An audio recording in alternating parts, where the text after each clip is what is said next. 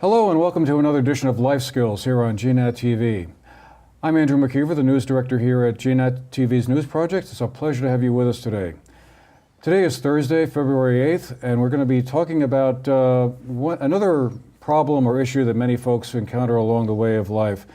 Previous shows we've talked about buying life insurance or taking out a home mortgage or managing your personal finances, big questions that we all get to encounter along the way. And today our subject is aging in place. When is it appropriate for senior citizens and their adult children to opt for aging at home as opposed to, let's say, going to a nursing home or assisted living facility? So we're very fortunate to have with us today two experts in this field who are going to shed some light on this subject for us and sort of at least identify the questions and probably provide a few of the answers as well as to what you might want to be thinking about as either you or a loved one approaches that period in life when they need a little extra care, but may not want to go to another place to live. So with us today to help us sort this all out is Melissa Morrison. She's the president of At Home Senior Care, which recently opened a new office in Manchester, right on the roundabout there, back where the frozen yogurt place used to be, I think. They also have offices in Bennington, Rutland, and Middlebury, and she brings a very extensive background in helping seniors and their adult children navigate their way through this chapter in life. We're also pleased to have with us today Jennifer Plouffe, the Bennington manager and case manager, the case manager supervisor of the Southwestern Vermont Council on Aging. They provide case management, options counseling, home care services, and housing information for seniors and their families. Ladies, thank you for being with us today. Thanks for having us. Appreciate you taking the time out of a busy day to be with us to share some light on what's often a difficult journey for many folks. Just to kind of get us started, I wondered if both of you could talk a little bit about what each of your respective organizations do. And Jennifer, since you drove the farthest to get here today, why don't we let you start? Sure. Southwestern Vermont Council on Aging helps seniors. We service people 60 or older or younger disabled that are eligible for the state's Choices for Care program. And we have our administrative office in Rutland, but we cover both Rutland and Bennington counties. Southwestern Vermont Council on Aging does a variety of things. We work with people who just need help navigating the process of maybe looking at entitlements that they might be eligible for, senior companions to help with socialization, to transportation. We help with signing folks up for Meals on Wheels. What I do in my job is I manage 5 different case managers as well as the office in Bennington, and the bulk of what we do is we help people age in place by connecting them to long-term services and supports within the community, and our goal is to keep people in aging in the setting of their choice. As you could imagine, landing in a nursing home is probably people's last choice. It is a choice, and sometimes people do have to make that decision, but we try to keep people to live independently for as long as possible by pairing with home health agencies and other collaterals in the community to try to help them achieve that goal. And our case managers are integral in being able to have that happen. And Melissa, tell us about At Home Hard to Senior follow Care. that. Yeah. At Home Senior Care is a private duty organization, and we provide a gamut of services for folks in their home or in, again, whatever setting of their choice. It ranges from companionship through personal care services, meal preparation, transportation, coordination or care management over medical providers. We collaborate very closely with the Council on Aging, with the various VNAs, with physicians, really looking at how to help that senior or their family keep that person in that setting, if at all possible.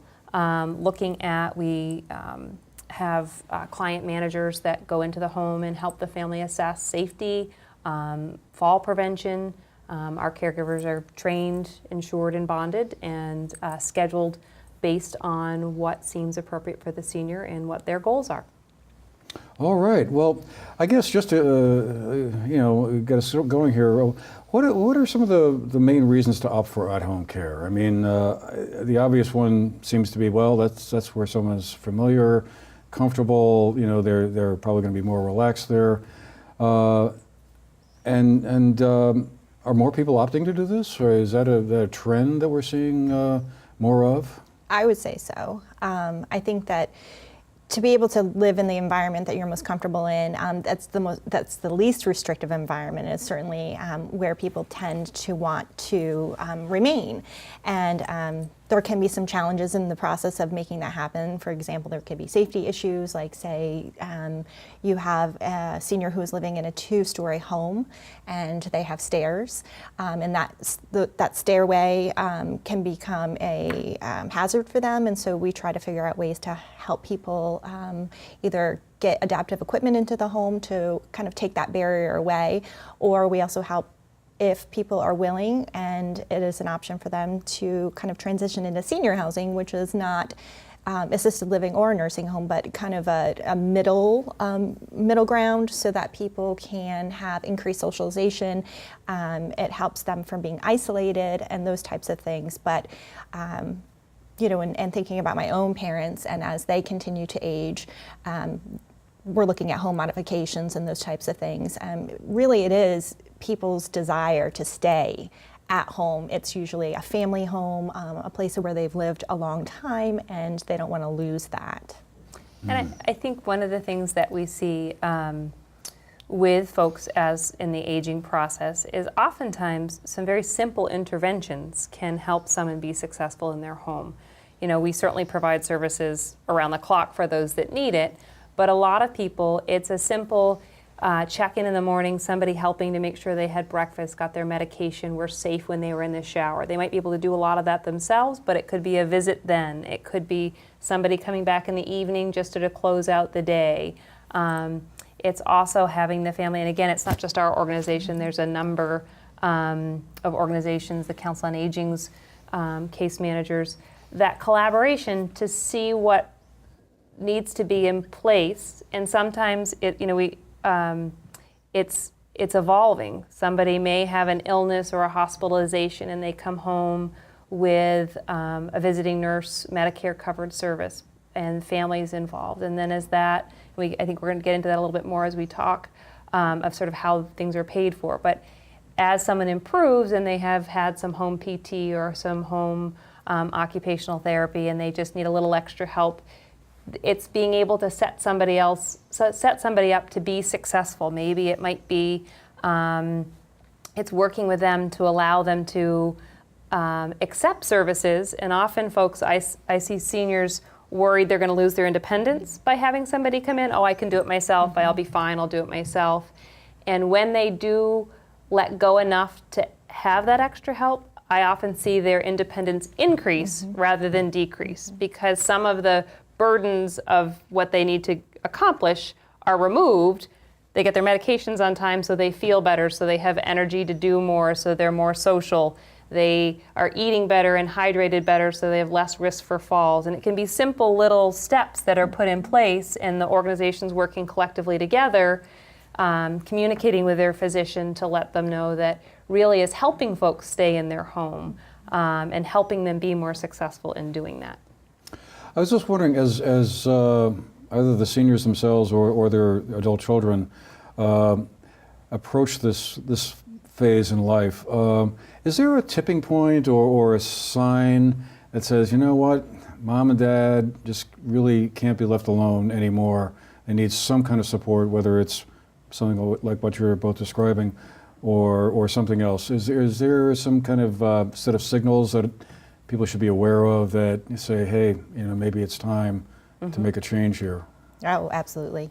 I mean, there are things as severe as cognitive impairment, such that people are now wandering outside of the home in an unsafe capacity, or aren't able to really cook for themselves anymore. There's a concern about fire. To people just being so isolated that the lack of companionship or socialization is causing them to kind of spiral to falls, to catastrophic medical events, I think the biggest piece is that family really don't know what is available to help people, and they kind of check in on their loved one, and it's been a while since the last time they checked on that loved one, and they just see a massive decline and they panic. And so our jobs is to kind of educate them on all the different services that are available to them to try to provide a supportive environment for that individual. Oftentimes, if you take an individual like that out of the home or out of their environment, they can become more confused, and they can have a precipitous decline as a result of that. And certainly finances play a part into all of this. And for people that are well-resourced, we try to connect them, family members as well as the client, if they're able to navigate this process, to a long-term care planning lawyer. And so we have a list of those folks, estate planning, those types of things. There's really not a lot of long-term care insurance anymore, and the ones that are out there really don't cover what it used to cover. And so we really just try to piece together as many services and supports such that they're able to remain in their home.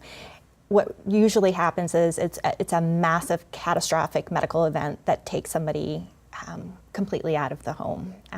And they may end up in the nursing home for quite a while, but if they want to come back home, we will try to work with them to do that as well.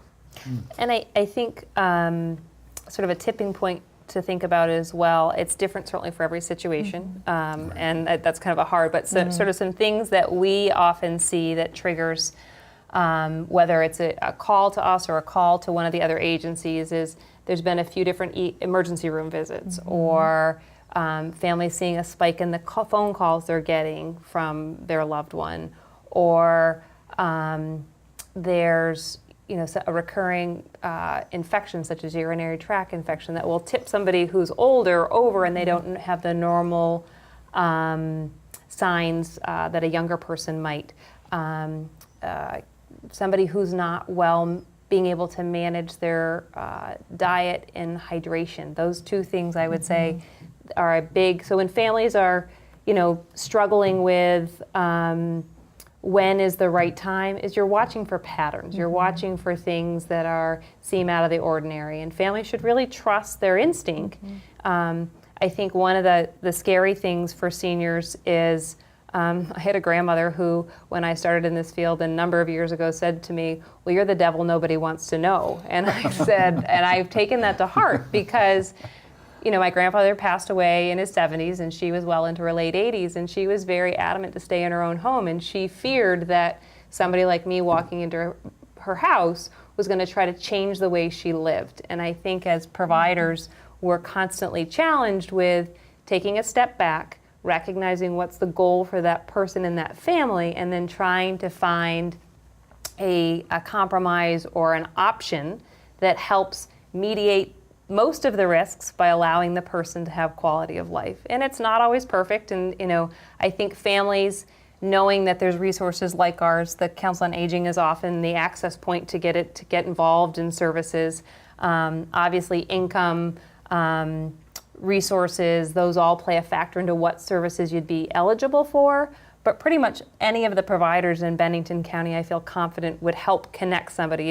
If somebody says, "Oh, give a call to Jennifer," Jennifer knows the resources. If they called me, if my service wasn't the adequate one, I would link them up. We're familiar, there's an adult day program in Bennington called Bennington Project Independence, which can provide a wonderful option. There's Fillmore Pond in Bennington, which is an assisted living. There's Equinox Terrace. There's a new facility, Bromley Manor. So depending on what the goals of that situation are, what the resources are, families, if they're seeing patterns or changes, or they're getting calls from neighbors, or they just are instinctively concerned, reaching out to one of the providers in the community to be a resource for them, sometimes to be the bad guy for them, we're here to help with that. And it's to have a conversation to see what's happening.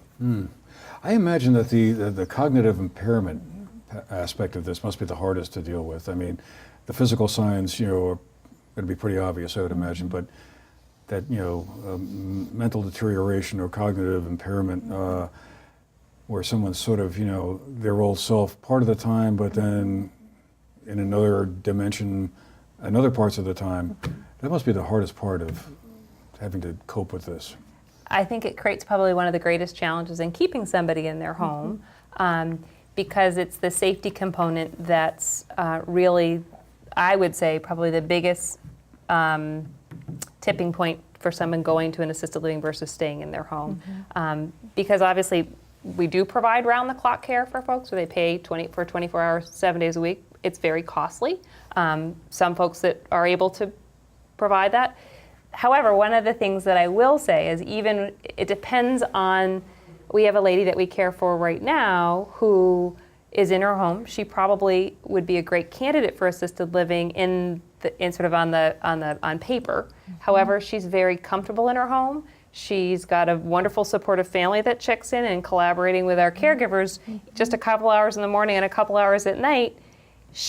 Her routine is a routine. She's not a wanderer. So there's lots of different ways. It really does depend on how that cognitive impairment manifests and what comfort level family and providers have in what could happen. And I know that sounds sort of, but there's a lot of people that are successful living at home with a fairly significant cognitive impairment.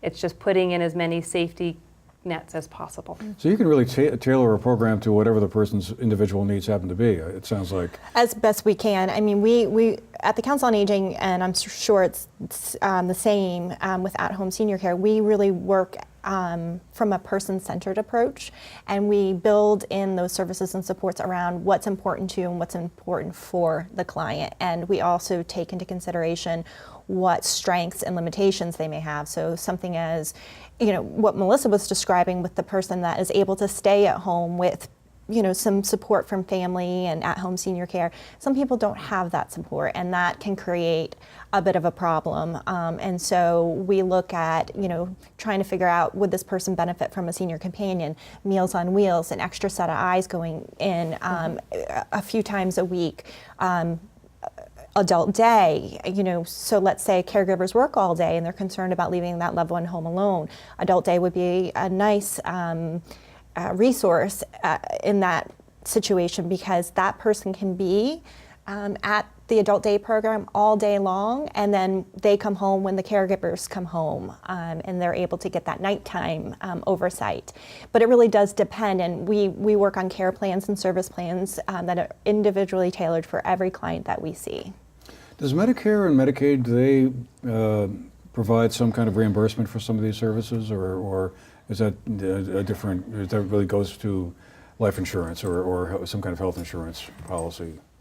Well, I think Medicare cover, I think this is probably one of the biggest challenges we have, and I would say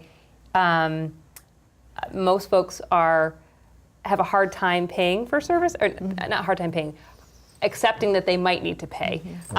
However, Medicare is when somebody's is 65, it's available to them. If they've had a hospitalization for a certain period of time, they could be eligible for skilled services in the home.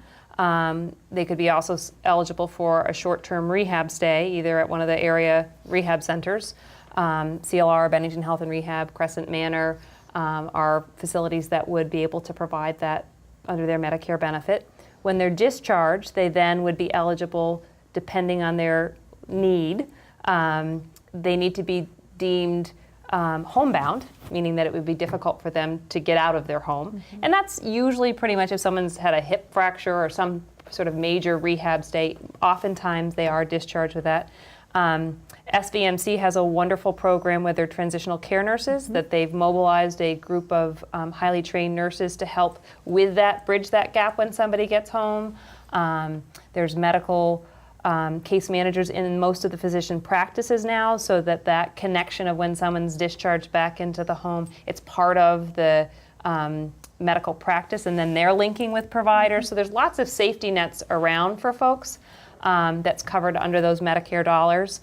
Medicare typically, when somebody goes home, pays for a certain period of time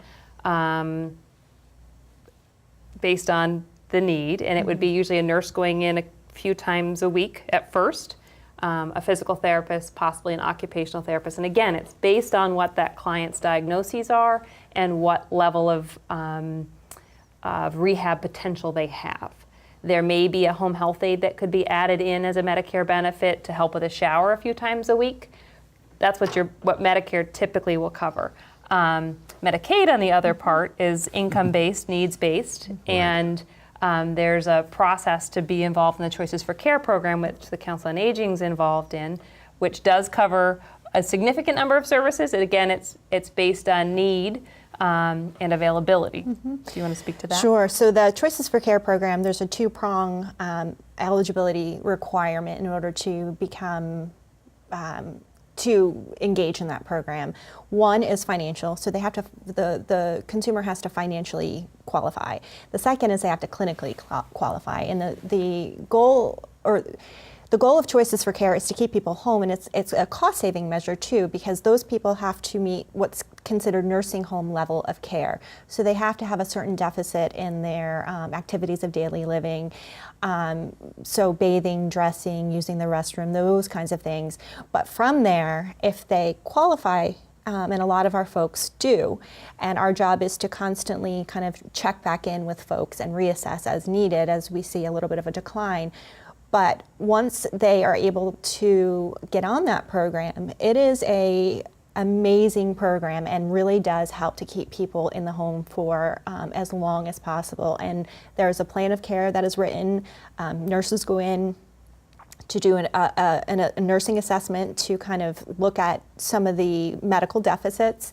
Our case managers go in, they do their own assessment, and then we partner with the home health agencies like At Home Senior Care, to try to put together as many services and supports. And there's a certain amount of hours that somebody becomes eligible for a week for services, and Medicaid pays for all of that. Now, if somebody is a little bit over the income level, they end up with what's considered a patient share, and that patient share is the amount above what the financial eligibility is. So, you know, some people have no patient share because they're right at the mark or they're below the mark, and some people have a smaller, and some people have a higher patient share.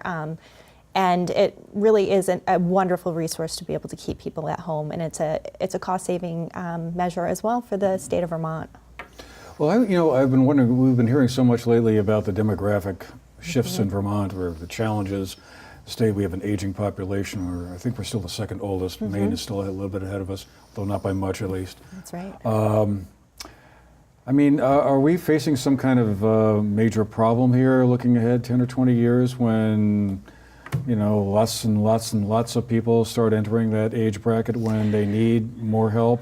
And part two to that question is, is the state ready to deal with that? Or do we have enough people to, you know, are we coming along the pipeline that will be able to take up that challenge? So yes, we're looking at, you know, the need is increasing, and we do need, you know, the aging population is one of the biggest voting demographics. And so, you know, when you're talking about legislative initiatives and things like that, it's really important to be paying attention to what's happening at the state level and at the federal level, because certainly with healthcare reform is a constant evolving process, and the need is not going to decrease anytime soon.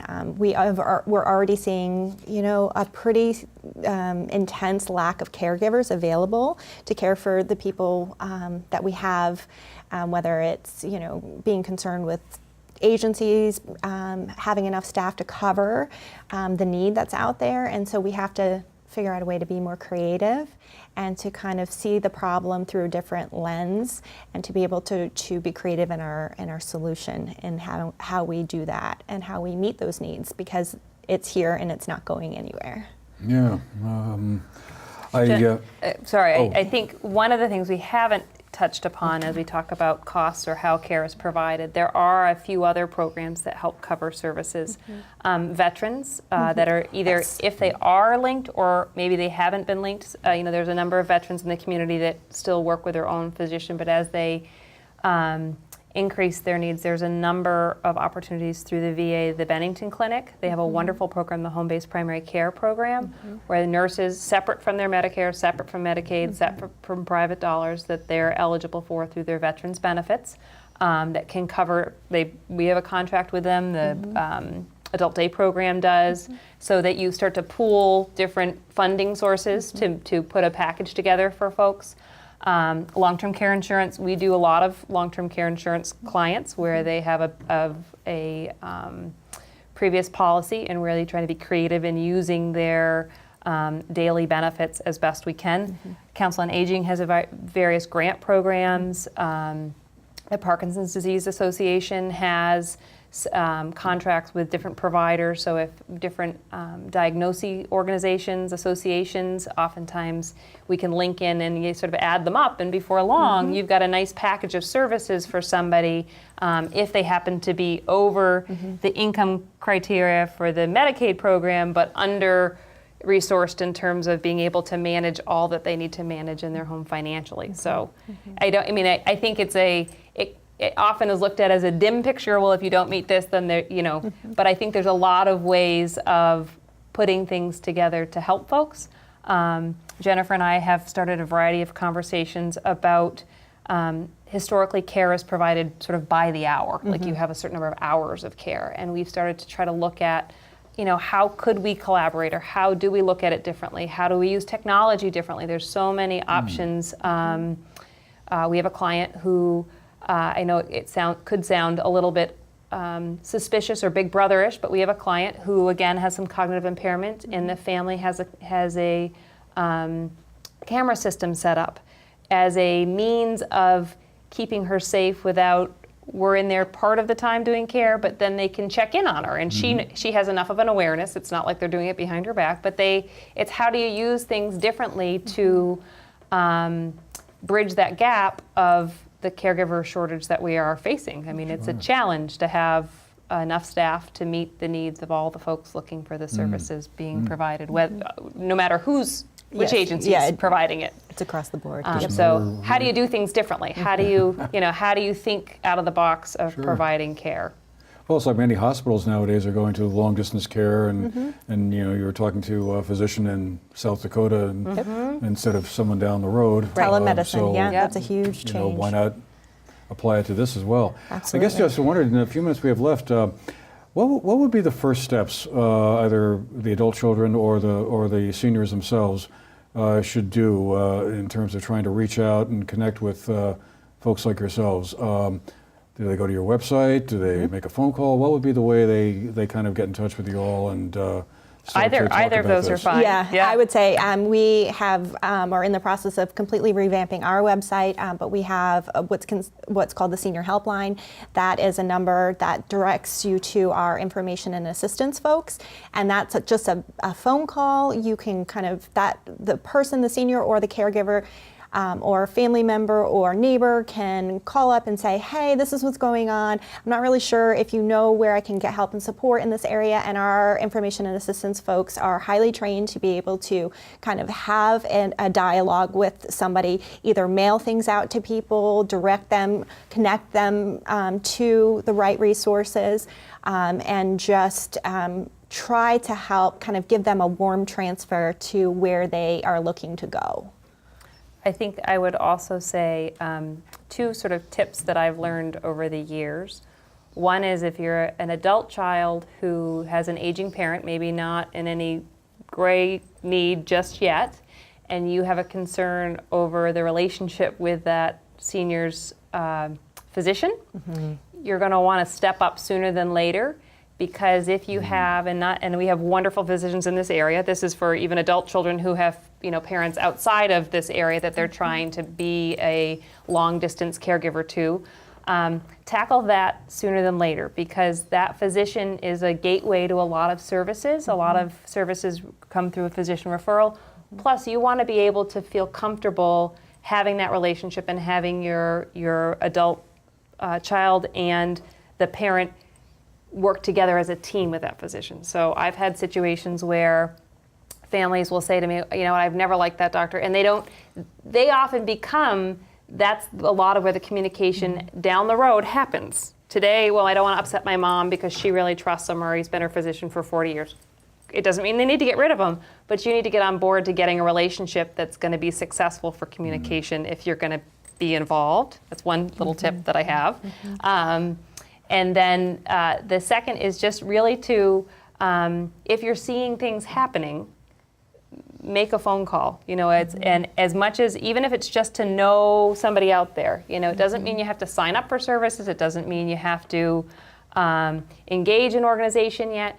But we're all here, and it is going to change. An aging parent is going to change. You might not have a crisis, but it's a lot harder to navigate in the crisis than it is to have some options ahead of time. Even if you don't connect with the right organization, if you've at least linked with somebody, there's a trust that's been developed, there's a relationship that's in place, because that's really what the key to our services is developing relationships with the seniors and families we care for. So reach out, say hello to one of us. Any one of us will, you know, that you have an awareness to, because we're always sort of collaborating back and forth. We may meet somebody, when we talk about having somebody stay in their home. If a senior really is uncomfortable or feeling unsafe in their home, but doesn't want, you know, assisted living might be the better option. Community care home might be the better option. There's so many wonderful resources in this county that we're very blessed to have.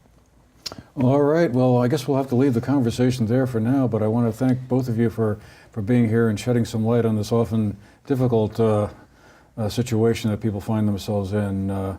Really great to have Melissa Morrison, the president, I should have said at the beginning, of At Home Senior Care, and Jennifer Plouffe of the Southwestern Vermont Council on Aging. And great to have you folks with us as well today. I hope you found the show interesting, and we'll see you again the next time. Have a great day.